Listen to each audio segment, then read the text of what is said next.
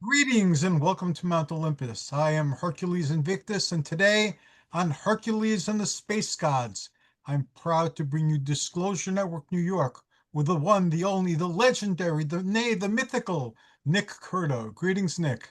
What a wonderful introduction, and the check will be in the mail for you, sir. Thank you. I'll be looking forward to it. I will enjoy your show, and if you need me for anything, just holler. Thank you so much. So this is going to be a very, very interesting hour with a compelling conversation with Richard Smith, visionary author and metaphysical explorer, as we delve into the mysteries of human origin and our connection to the cosmos. Building upon his previous appearance, Richard returns to Disclosure Network with Nick Curto to share insights from his latest research, exploring the interactions of ancient civilizations, extraterrestrial contact, and the evolution of human consciousness. Certainly got my interest just with that. The concept of multidimensional self and the implications for personal growth, how consciousness shapes our reality, and the tools we can use to navigate it, and the integration of metaphysical principles in everyday life for healing and empowerment. Those are some of the topics we will be listening for Richard's comments on. What a wonderful opportunity to see you again, my friend, and to have you as my special guest. It's great to be here. Thank you. It's an honor to be back again. I think the last time we spoke was about a year ago, last year. Yeah, way too long, and we're not going to let that happen again. I promise you that. Um, you always have amazing, amazing detailed research, deep research. You're doing the deep dives in all these major issues. And I tell you, it's wonderful to have you as a dear friend and a fellow researcher. So please take it away. Let's get started. Sure. And it's been an interesting journey over, I would say, the last 10 years or so of doing the book series, part one, two, and three, and then putting out a special 25th anniversary of the Prelude. I can't believe it's been 25 years since this things began. It went by pretty fast. So Time flies, believe me, I uh, know that really well. It certainly does. I remember the coming to speak at the New York Disclosure Group with your group there too. That was a great experience, good memory. Um, so I'm glad to hear that you are still having it going. I understand you guys celebrated an anniversary. How long has it been with the group? It's been, believe it or not, we're celebrating 28 years. Oh 28 wow. years of deep research, of amazing guests. And also, we do, at some points, picnics in Central Park. Uh, Sometimes we have a particular wonderful deli near Macy's, and we go there for a luncheon occasionally, so to see each other. And we do have two Zoom meetings a month. So that's a pretty aggressive schedule. oh And I yeah. have to say that I'm so proud of my members. They've been with us a long, long time. We also have new members. Some of the members are not only in New York or the tri-state area, they're in Hawaii and they're in Europe, and they contribute to the knowledge that we share. So Wow. it's been, I'll tell you, a dream come true for me. This is one area that always has had my attention, and it's a dream come true to be with you, sir, and so many other wonderful researchers and sharing that information to our members. It's really been a dream come true. Yes, in 28 years is nothing to sneeze at. That's a great accomplishment for sure.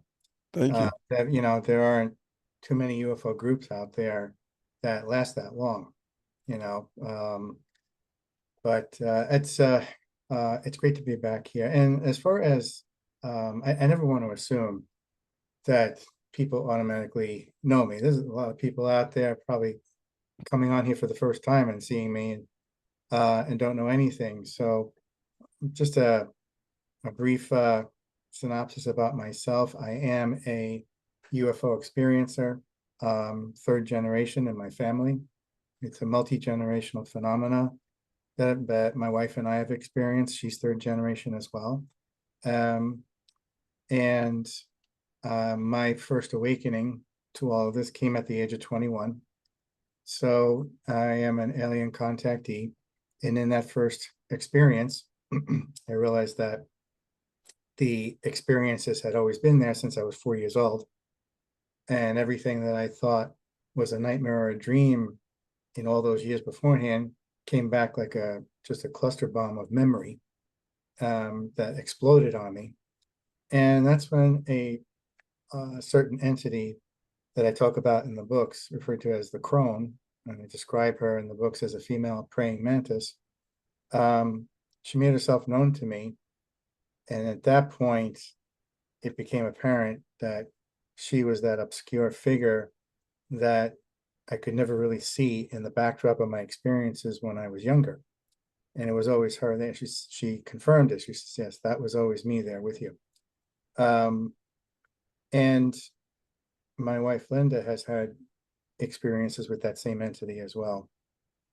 As time went on, that began the conversation between myself and the crone. I found out she is part of a group called the Sisterhood. Basically acts like the midwives between the galactic community and these specially gifted children here on Earth. You might call them super psychic kids or indigos or starborns or hybrids. Back in the day, they were called the Christ child. Okay.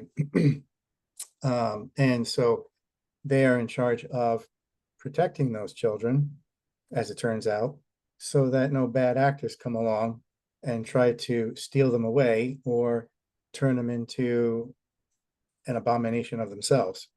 And what came out of that first conversation when I was 21 was a crone asked me if I would take the information that she gives me, download it to me, and turn that into what began as a first original series of artwork. And that's what kicked all of this off. And that series of artwork can still be seen on my website at ufoteacher.com. I have it there in the gallery section. She knew at that time I had finished graphic design school, 2 years of that, and was going to go back to school to see the fine art or visual arts and communication side of things, because all my teachers in commercial design school would tell me any original ideas for commercial design came from fine art. So that began that odyssey in conjunction with the State University of New York at Old Westbury and the art professors that I had there. So I agreed to take in this downloaded information and turn it into it. And because it coincided with going back to college for that, that all of my tutorials, semester by semester, and my final exhibition piece were all devoted to that subject matter. I'm basically taking that downloaded information, turning it into a form of visual communication to educate people, educate the masses on what's going on with this phenomenon. And that eventually turned into learning how to speak in front of groups of people and defend the artwork and why I did it, which ended up turning into the writing of the first book, which was all those years ago, started off with Legions of Light, Armies of Darkness. And then it went from there, speaking engagements. Eventually, I got to write the trilogy, The Moor, the Mason, and the Alien, part 1, part 2, part 3, over a 10-year period. So that's where things have gone with me. Just a little bit about me there. I'd like to ask you a personal question if I can, and Sure. that is, how did you meet your wife? I just want to know that. So every semester in college that would go by in that program, you'd have to put together a series of work based on a theme or topic or something you're targeting. Okay. Mine was consistent all the way through. And I had a very good professor who, even though he didn't believe a word of what I was talking about, he backed me up 110% all the way, when there might have been a few other professors who disagreed with the subject matter. And the ultimate expectation was to put on a senior exhibition, and you would have an opening reception at the gallery. Well, from about, I would say, 1994 on to the end of 95, I was gearing up for that senior exhibition. And it was around 94 to 95 that I started getting involved with UFO groups like Star People and Eyes of Learning in New York. One of my friends and UFO mentors, Brian Levins, I miss him so much. He is what brought me into the Star People group and introduced me to all of those people. They got interested in my artwork. So naturally, one of them I knew, her name was Ruth. And all of them, I decided, I gave them all invitations to come to the opening reception. I was like, if you're interested, come on down. It's free, it's open to the public. I think you'll enjoy what you see. So on the night of the reception, Ruth turns to her daughter Linda and says, hey, I'm going to go see this art guy who has artwork about UFOs, aliens, paranormal topic. Do you want to come? And her daughter Linda said yes. So she comes to the opening reception, and that is how we met, my wife Linda.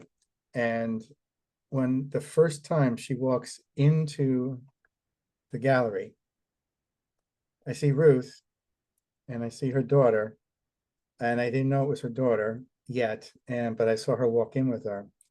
And I went up to go say hello to her, because when I looked at her, there was this instant need to know her.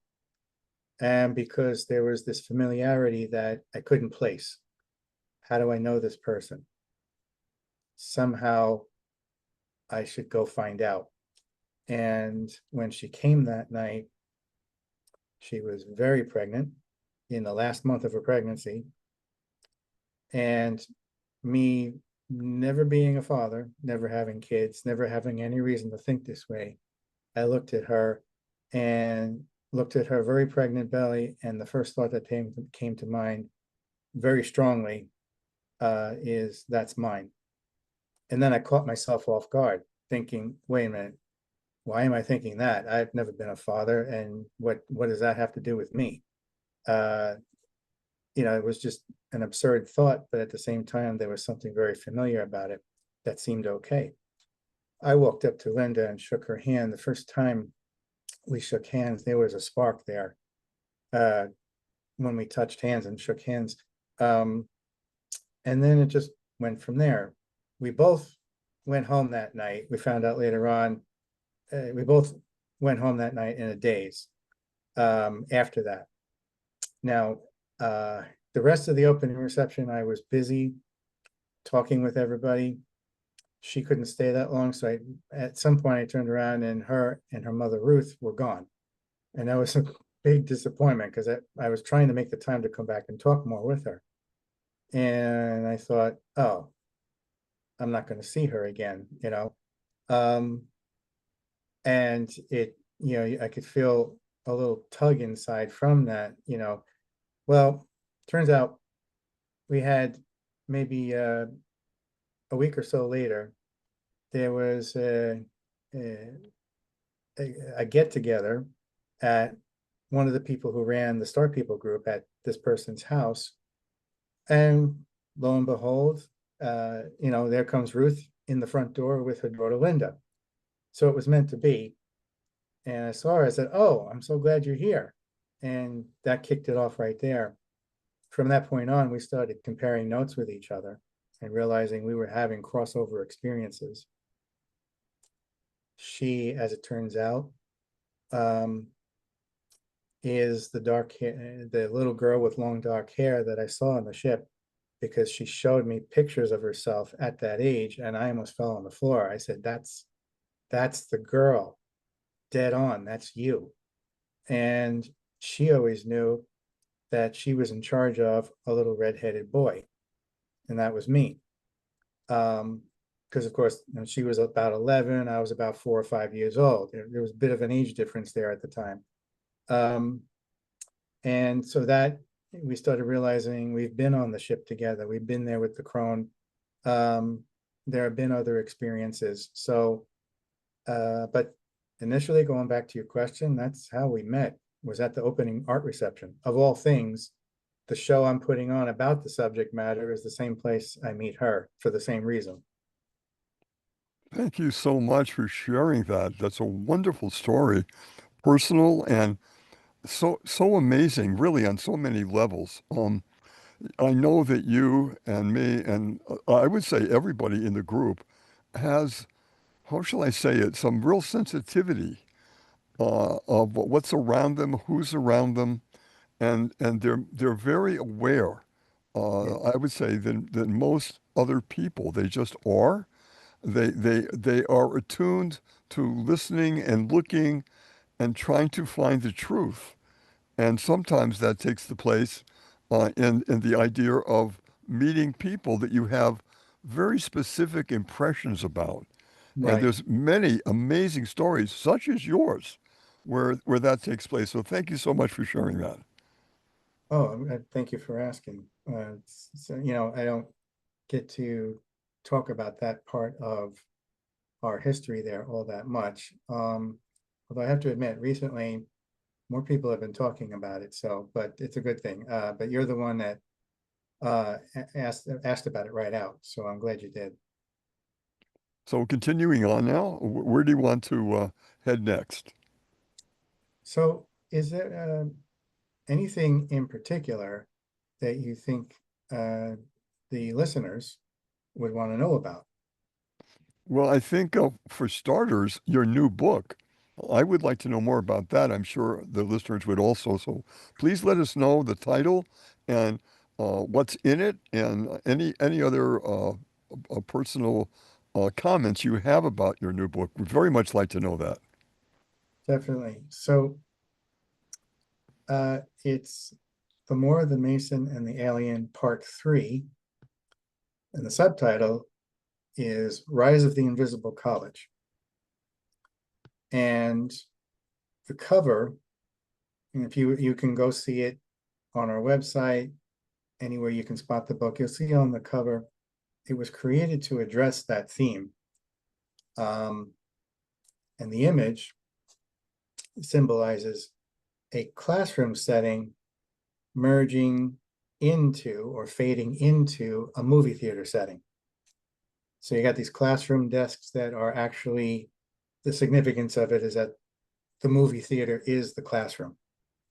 And people are being taught through the visual narrative, whether it's film or television or even now streaming entertainment, streaming channels, on what's been going on throughout our history on this planet. I started it when I started the book series. I had the whole thing mapped out in my head. 2014 comes along, I know exactly what I want to do and how to map it out. So I already had the skeleton of all 3 books worked out in my head. And then from there, it was more of an organic experience as to how the books would fill out. But I knew exactly where the 3 of them would go. And the first 2, part 1 is subtitled A Call to Action. Part 2 is subtitled A Vril Manifesto. And then there's part 3. The first 2 were setting the tone or the foundation for part 3. And so why the main title and why the subtitle? Often I get a question about that. Why name it those 3 seemingly very different things, the More, the Mason, and the Alien? Well, throughout the history of humanity, I noticed over the past 30 years that everything about our ancient origins leading up to current affairs today and then into the not too distant future comes down to three main pillars: subject matter, topics, however you want to see it. No matter what it is, it all comes down to these three things. And so the Moor represents the Moorish legacy, the spiritual insurrection of the human condition, the Temple of Solomon, okay, of which the temple is actually a reference to the human body. And then you have the Mason, the Masonic agenda, the opposite side, the bad actors, who are working in conjunction with certain, I guess you could say, malevolent factions against humanity because they're more interested in the tradable commodities beneath the surface of the earth, and those who live on it are seen as nothing more than chattel. And then you have that third dubious element, which splits into two: the alien, which refers to two things at once: extraterrestrial intervention on one side, which is more so in alignment with the ancient origins, Moorish legacy, the foundations of our existence up to today. And then the other side of it is the alien abduction phenomena, which is more in alignment with, let's say, the Masonic agenda, and really seeing the human being as nothing more than a cheap economic slave, as opposed to an actual sovereign, spiritual human being who basically are the inheritors and caretakers of this planet. So that's the three in a nutshell, all three names to the title: the Moor, the Mason, and the Alien. Then you get to what part 3 focused on, the newest one, Rise of the Invisible College. And this is where the trilogy had always been leading up to.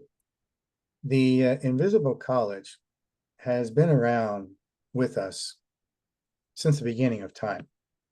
It could be in the form of the ancient roots of graphic design, ancient cave paintings, and leading up to today, even though I focused on film, I made it quite clear in the book, it includes all the arts, whether it's, theater, literature, writing, okay, definitely music. But I did point out the book that in the book that out of all of that, the kingpin of it all is going to be film all the time, because film is the one that reaches the mass audience in the biggest way, even more so than music. So that is where I focused the Invisible College, not excluding any other art form, but saying, hey, you know what? If you had the choice between reading the book or seeing the movie, which do you think the average person is going to do? Okay. Nope. I think the movie's going to take it, right? Yeah. In fact, the only reason children here in America got interested in reading all the Harry Potter books is because of the movies. Okay. And even though when I was younger, I had read the Lord of the Rings trilogy and The Hobbit, what got me interested in reading the books all over again is when Timothy Jackson started releasing the movies. So I was like, oh, I want to go back and read the books again. And I actually raced through all the books before The Return of the King came out. So just so I was ready. So there's that dance there of, which one motivates the other. So film is king. I even have a chapter devoted to that. And in that visual narrative of film, whether it's the small screen, the big screen, streaming television, or whatnot, I point out that there is a powerful narrative that has always been there about our ancient history and current affairs that centers around that same symbolism of the primary title: the Moorish legacy, the Masonic agenda, and extraterrestrial intervention, or the alien abduction phenomena. And so there was a certain point around 2005 where one of my friends handed me a book, a rather big book. It's called The Biography of Noble Drew Ali. And I remember him telling me, He says, this book belongs to you. And he says, I think it always has. And he says, in time, you'll realize that. And he says, take this. Now, this is $100 book, straight out of the gates. And he gave it to me for nothing. I said, you sure you don't want any money for this? No, it belongs to you. So I took it home and started reading it.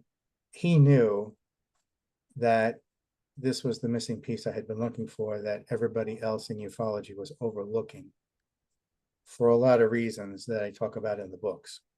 And in that biography of Noble Drew Lee erupted a lot of the Moorish legacy. And then once I started reading it, it was like this electricity going through my veins. I was like, holy cow, there's an affinity I have for this. Like, I'm reading something about my own ancient history, if you want to look at it from the perspective of reincarnation, racial memory, cellular memory, take it as you will. But there was an instant connection I had with the book. And then I understood what Peter Moon meant. In time, you'll see that the book was always yours. In that, I found and realized something within myself as well, which I talk about in the book as well, but I'll leave that to the side because I don't want to throw off the conversation here. The biography of Noble Drew Lee talks about the Moorish legacy and the Moors as a whole. Well, when I sat down to write The Invisible College, The Rise of the Invisible College, it was with the idea that the foundation of the whole thing would be based on one of the most epic television series of all, Star Trek Deep Space Nine. And it was the one Star Trek series that stood apart from the rest. And if you were to talk to Star Trek fans, there was no wishy-washy gray area on this series. You either really loved it, and Captain Benjamin Sisko was the best thing since sliced bread, or you absolutely hated it and reviled it. So I loved it. I think Captain Sisko is the best out of all of Starfleet, no matter what, hands down. And when I watched that series during the 90s, I already had that in my mind as I'm reading the biography of Noble Drew Lee.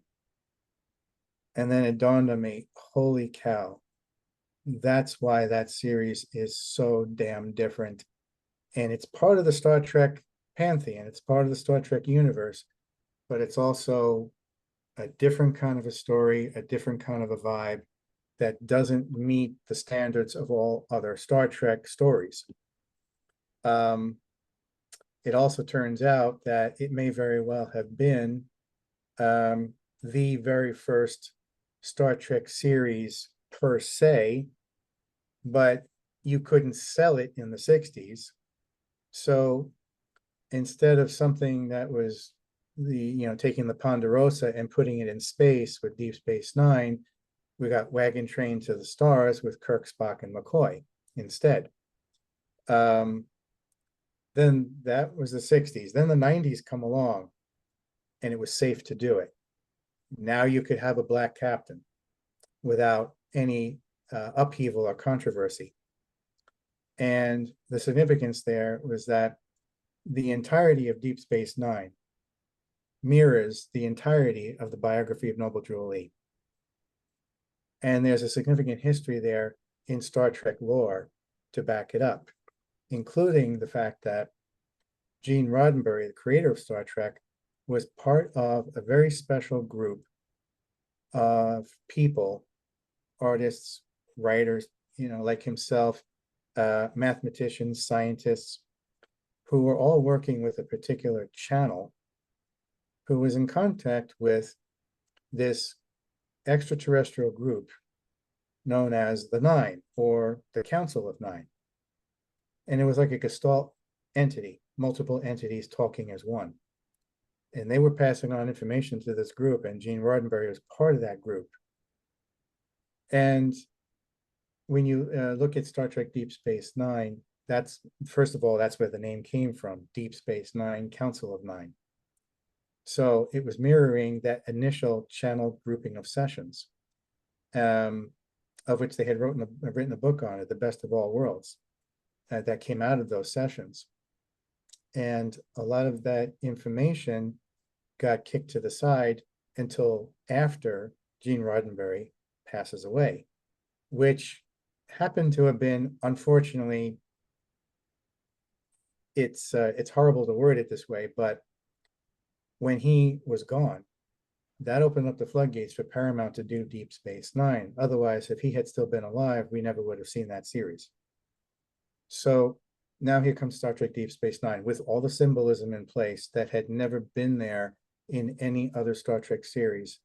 And so the Invisible College, Rise of the Invisible College, Part 3 of the More of the Mason and Aliens starts there, and uses Star Trek Deep Space Nine to establish the foundation. So here's how it rolls out. And you have Captain Benjamin Sisko. He is the dark-skinned Moor. He is also known in the story as the emissary of the gods, emissary being code for the prophet. And that's what all the major Christs were. They were architects building another wing onto the Temple of Solomon. Okay, they were the emissaries. Well, the Temple of Solomon is represented as Star Trek Deep Space Nine. And if you look at it, it's unlike any other space station in Starfleet, because of course it was taken from, of all things, a reptilian race known as the Cardassians. And that's there's a significant meaning in that as well throughout the series. So it looks like a castle in the sky or a mansion in the sky. It has that kind of a look to it. Where else do you see a castle in the sky? Well, in the finale of Close Encounters of the Third Kind, when the mothership comes down, it flips around and goes from looking like an ice cream cone to looking like a castle in the sky. That there's a significance there in the Invisible College conveying that message. Star Trek Deep Space Nine is no different. He is the prophet, and he's building another wing onto the Temple of Solomon, which is Star Trek Deep Space Nine. He represents the gods of the wormhole. Starfleet calls them the wormhole aliens, but the people who believe in them as a real thing, they refer to them as the celestial gods. The wormhole is referred to as the celestial temple. Okay, so therein again is another reference to the Temple of Solomon or the Egyptian university system. When Captain Sisko is aboard Deep Space Nine, he is there to protect this planet in the series called Bajor, which looks like a dead ringer for Earth, straight up. So it's Earth 2. That's really what it symbolizes. And in fact, in one particular episode, quite significant, he says to another member of Starfleet, someday I'm going to retire and I'm going to go down there to Bajor and build a home. Well, that's a reference to, a prophet coming down from space, such as our ancient astronaut theory, and building a home, building a wing onto the Temple of Solomon, and teaching the people all of this ancient knowledge, wisdom, and technology at the time in our own history. So once again, it's getting into that symbolically and talking about it. Then there is the antagonist to the whole thing. This other group of bad actors that he has to go up against to protect Bajor, but also the rest of the Federation, which is the reason why this castle in the sky is right by this wormhole, this celestial temple. What comes through from the other side of that wormhole is a corporate entity that has a greed and lust for power to take over the entire Alpha Quadrant. The Moor, the Moorish prophet says, not on my watch. And what does the Dominion look like? They are a group of pale-skinned shapeshifters. Okay, so now you read the Dominion being corporation, transnational corporation, pharmaceutical multinational, call it what you will, media monopoly. It's just like any corporation where if you ask a psychologist to analyze a corporation, they'll come back and tell you that it's schizophrenic and suffers from multiple personality disorder. Here you have this Gestalt group of shapeshifters who operate as one, like a hive mentality, serving as a corporation, multiple personalities operating as one. And when they come rampaging through the wormhole represents the vril power, the female principle, the feminine goddess energy. In fact, anything in relation to a stargate, a wormhole, a hyperspace gateway, this is all a reference to the woman's uterus.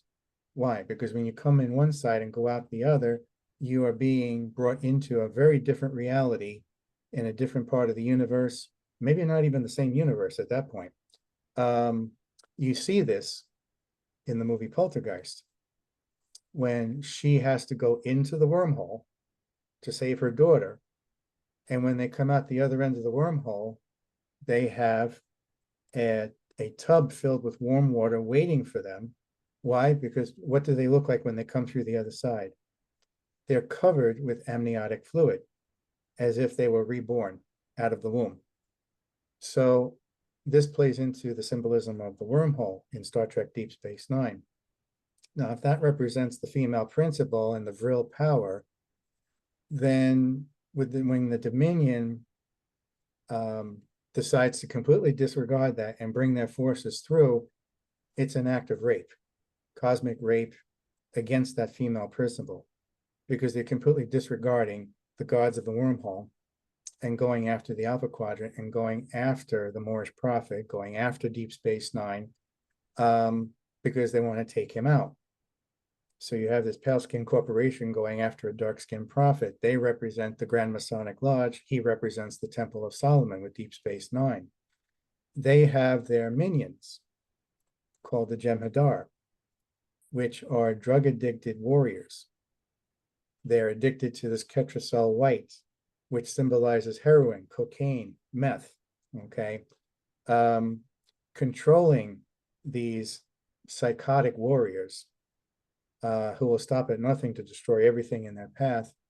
They serve as middle management. The Dominion serves as upper management. In my books, I talk about where that concept originally came from.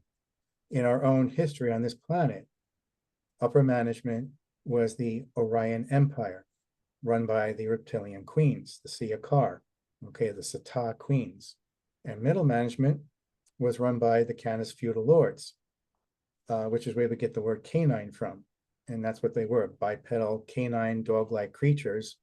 So upper management and middle management, two-party system. That started a long time ago and ended up filtering down to our planet here in many different forms. Whether it's Big Pharma and the FDA, that's a two-party system. Federal Reserve and IRS, that's a two-party system. Corporate conglomerate and media monopoly, two-party system. Vatican and Israeli Mossad, two-party system. It's everywhere you go. You can't escape it. It's all around you. We just see things in a more superficial manner in the form of Republican and Democrat. Okay.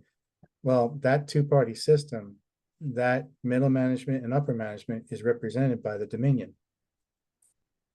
The pale-skinned shapeshifters, they decree the law, and the Jem'Hadar have to carry out and do the dirty work in the middle. They're addicted to drugs. That's how they control them and keep them subservient, which was a reference to destroying the Black community in the 70s because the Black Panthers were trying to educate their communities. What did you have? You had upper management and middle management going after them with those same type of drugs. Upper management was the FBI, middle management was the Sicilian Mafia. In the symbolism, you have the pale skin elite in the form of Dominion, and you have more of a dark skinned middle management there in the Jem'Hadar. In real life, that was the FBI and the dark skinned Sicilian mob doing the dirty work in the middle. In the Masonic agenda, you have white Freemasons who represent the upper crust, And then you have Black Masons serving as middle management, doing their dirty work. So this is a symbolism that repeats itself throughout. Then you have the others that join forces with the Dominion, which of course is the vengeful reptilians, the Cardassians. And they are pale skinned reptiles representing the Satar queens of the Orion Empire. And of course, there is the nemesis that the dark skinned prophet, Captain Benjamin Sisko, has to deal with. And that person's name is Gul Dukat. And this guy becomes the demon that he has to deal with right up to the very end, who's doing the dirty work for the Dominion, but to his own gain. So this is where a lot of this symbolism in Deep Space Nine came from. It came from the influence of the Moorish legacy on the Council of Nine, the information that came from the Council of Nine, and then was channeled and downloaded, and then was put away for a little while because you couldn't do anything with it because it was too damn controversial in the 60s and the 70s. So it doesn't come to the surface until the 90s when it was safe. And this is why I make a point in the book that Deep Space Nine got there first. It wasn't the original Star Trek series that we think of, but you just couldn't do it at the time because of the politics. I have to say, you connect the dots so well, so well. And you always have. You're showing that tonight, of course. The motto of Disclosure Network New York is connecting the dots to seek truth. And Yes. that's the bottom line. Right. A couple of quick comments about what you were mentioning. I want to just put on the table. Gene Roddenberry, way back when, uh, found a book, or the book found him, called the Urantia book. Oh, yes, yes, yes. And both he and his wife, I've been told by Urantia book readers, were at their meetings, their study group meetings in California. Right.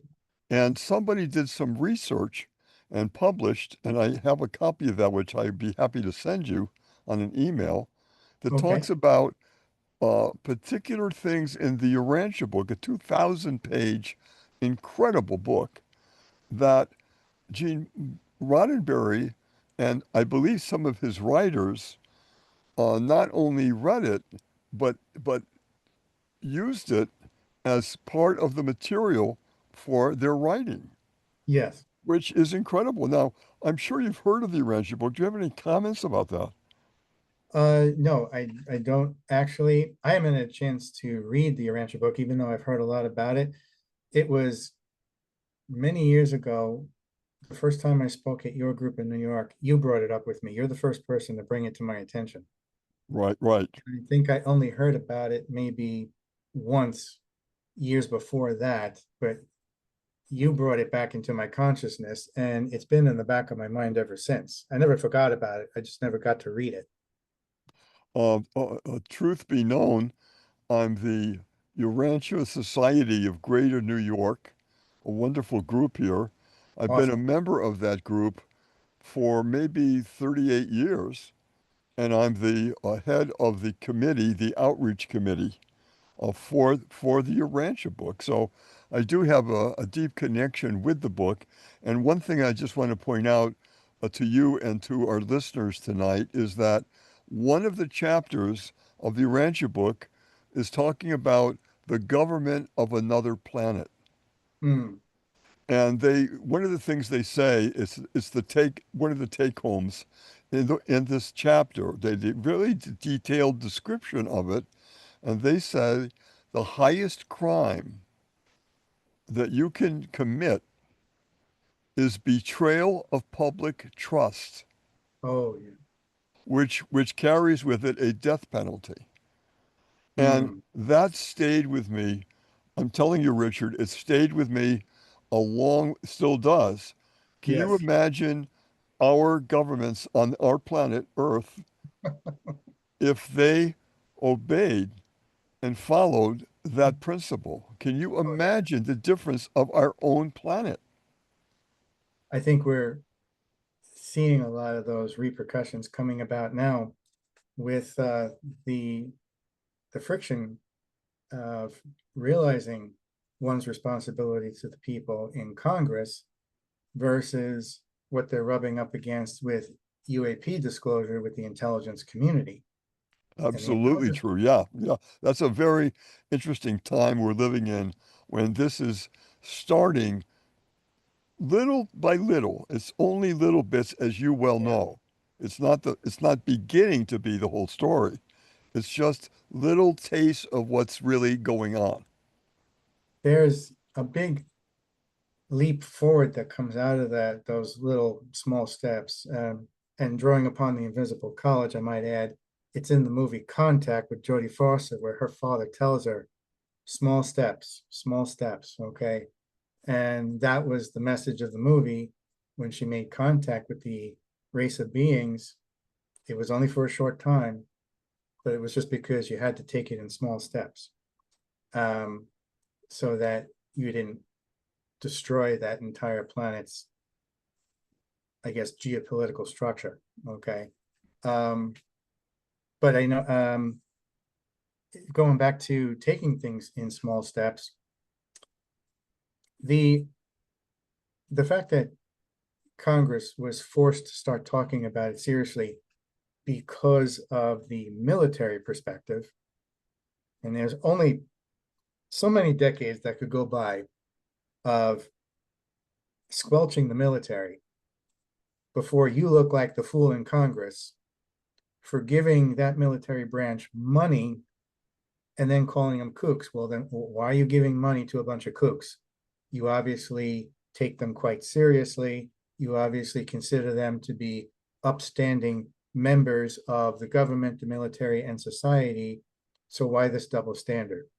And once the undeniable evidence started flaunting itself right in their faces via these out and out, can't hide it, can't sweep it under the rug, military experiences, especially with the Tic Tac episode several years ago, um, then it hammered home from a very wrong perspective, but okay, you got to start somewhere, small steps. But it hammered home, oh my God, this is a matter of national security. We don't have anything to stand up to them. Because you got to figure from an economic perspective, we're shelling out hundreds of millions of dollars to keep that Air Force funded. And that Air Force has nothing to compete with these extraterrestrial craft. So at that point, you have that psychological snap in Congress that says, oh my God, we're not, we're not king of the hill anymore. We don't know what to do with these things. Are they our enemy? Are they our friend? What are they going to do? What's the ramifications? Oh my God, it's this whole drama queen mentality going on in Congress. And I'm sure the rest of us, like you and me, we looked at it like, we've been dealing with this for 70 years. Where the hell have you guys been? But I think it's a case of where once that floodgate opened up and people were allowed to walk through it without being crucified, the big step forward was that now the US media, news media, had to eat crow. They couldn't laugh at it anymore. In fact, they got a good slap to the head because their knee-jerk reaction was, why have you been lying to us and telling us this didn't exist all these years? Well, maybe because you guys didn't do your homework and you went to bed with the intelligence community, which said, we don't want you reporting about this. So that hypocrisy came to the surface. That bigotry came to the surface. And once again, they had to eat their hat and realize that they were the problem. Can't laugh at it anymore. Can't make fun of people who have had alien contact or are seeing UFOs. Now you got to take it serious because Congress, who funds the military, says it's so. So that opened up the door to forcing everyone, including the news media, to realize what Congress is up against. Okay, that whatever you want to call it, the breakaway civilization, the intelligence community. Honestly, I think the intelligence community is just the front man. and there's something else behind the intelligence community that's forcing their hand to play it close to the chest and not give up anything. And they just go turn around and tell Congress to go drop dead. Well, the other leap forward would be, once again, economic, because economics are always at the root of everything here. That intelligence community gets its money from somewhere, most of which is Congress. They might get it from the private sector, but they're getting the bulk of their money from Congress, which goes through the Pentagon. And if that money dries up and that funding disappears, and Congress decides to pull the purse strings and say, nope, you're not getting this bag of money until we get those secrets and are able to tell the public about them, that's when you're going to see some movement in that. Now, granted, I'm not holding my breath. Might take another 50 years for that. But I do think, honestly, by the end of this century, not now, but by the end of this century, we're looking at official first contact. So some people have been saying, oh, just sit back, have a beer, watch the show. They're going to make themselves known within the next couple of years. Okay, well, that's a vague answer. Making themselves known could be anything from the Phoenix Lights to Travis Walton, okay, or Roswell, or the any number of UFO flaps that people are seeing to this day over New Mexico and other parts of the country. All right, so that's kind of a vague thing that amps up everybody's hopes the wrong way. The point of the matter is, if I've often said, if they do come down, they're going to be the wrong ones. They're going to be the ones that you don't want here. The ones who are the good guys, they're smart enough to know not to come down because we're dumb enough to either demonize them or turn them into gods to worship. And we're not past that mentality yet. We still have people, even though Congress has said, no, this is a real thing, we still have people out there who are demonizing it or worshiping it. And this is the stupidity that we have to get over. If we want official first contact, we have to stop looking at them as the almighty Messiah that's going to solve all our problems. Because if that's the case, and they come down here, and let's say under some strange scenario, they do all that for us and wipe our ass for us, then the human experiment comes to an ass grinding halt, and there's no point to us existing, because now we owe our indentured servitude to them, and then we're in a position of being wiped off the map. And we won't be able to do a thing about it because they're holding all the cards at that point. So the point is, if you want healthy official first contact, you got to get your shit together on your own and learn to take care of your own problems. And instead of expecting some celestial superpower to come down and do it all for you, in which case, what's the point of your existence? And that's the message that people have to get through their heads. Stop expecting the aliens to do it for you. Good, major good points here, all of them. I wanted to turn the conversation to any thoughts or comments you have about CERN. I've been very concerned about CERN for a very, very long time. And the more I'm reading about what's going on, I have to say, the more worried I am. And I'm wondering if you have any comments about that. I think what's interesting about CERN, I know there's real concerns there. I don't discount that. But I think what's truly interesting about what's come out of CERN is that they have realized with their superconductor experiments that there's the possibility that one electron exists everywhere at the same time. And it blows your mind because then you have to think, well, how is that the case? I don't, it's just like you take supposedly two electrons and crash them together. But then that gets into the issue of time travel. If it's the same electron, then how is it crashing into itself? Is it the past colliding with the present and then creating a fork in the future? So that's a philosophical perspective that I take on it. That's a little weird to me, is if it's the same electron, then is that superconductor generating time travel as well via those two electrons, which is actually the same electron, one from the past, one from the future, crashing into each other and meeting up in the middle and creating a different reality. Absolutely true. And another part of that picture is that they're saying officially that entities can come through the CERN apparatus. And there was some real concern about that because what are we opening up? Are we opening up something really potentially dangerous or not? Um, and depending upon who you speak to, the answers are all over the place. Yeah. We should be very concerned because we cannot control what's coming through this huge apparatus. And that and it's powerful, very powerful, as you know. So Mhm. this is not a little experiment somewhere in a science lab. This is gigantic with a Yeah. lot of consequences. Yes. Um, I will find it interesting how this plays into um, the phenomenon that is erupting across the face of the planet more prevalently, which makes sense because if the superconductor is doing the same thing that the Oppenheimer tests did, well, you're sending a ripple effect throughout the fabric of the entire universe. Not that that's necessarily a bad thing. With atomic testing, it was, because when you split that atom, you created this shock wave throughout all quadrants of the galactic community. And then all of a sudden you had all that traffic coming here because everybody's wondering who taught the dumb primate how to split an atom. Which one of you idiots in the galactic community taught these monkeys how to do this when they weren't supposed to have that technology yet? So that brought them all here because then they're thinking, great, we can't afford to let them get off the planet.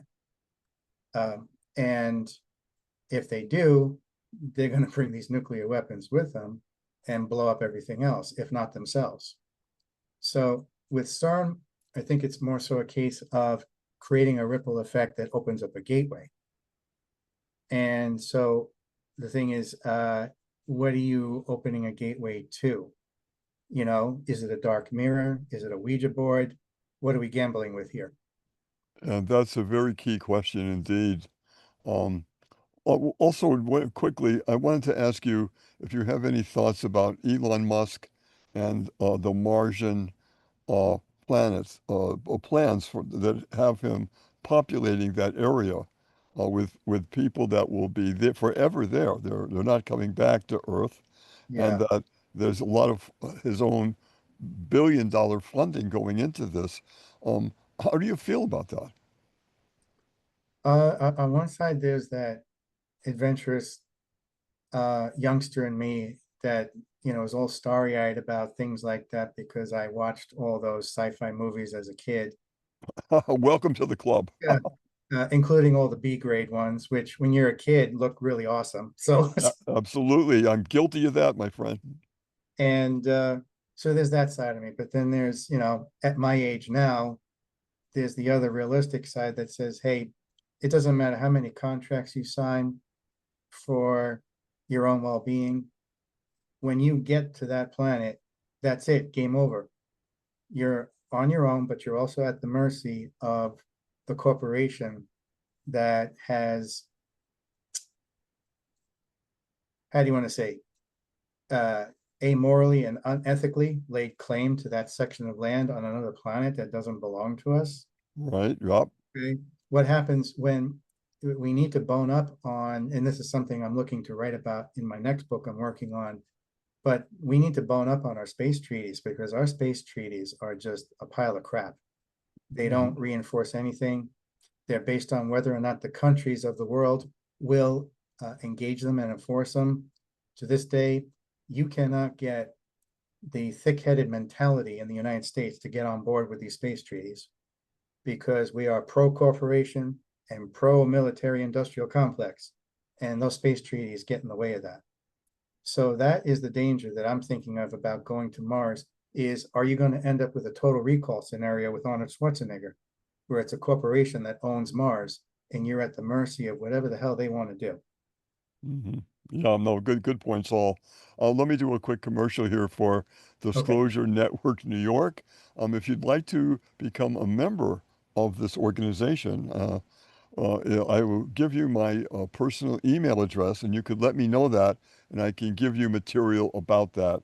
I highly recommend if you're a ufologist, we're about as cutting edge as it gets. I'm so proud of this group, and we have amazing people in it. And the lecturers that come in and talk to our group are the best. Here's my email, NICKNYNY1, and that's the numeral 1 at gmail.com. I'm going to repeat it, NICKNYNY1 at gmail.com. Okay, that's my commercial for tonight. Hercules, how much more time do we have? You have a minute. 1 minute. Uh, my pleasure. Richard Smith, you are the best. You are a dear friend and a wonderful colleague.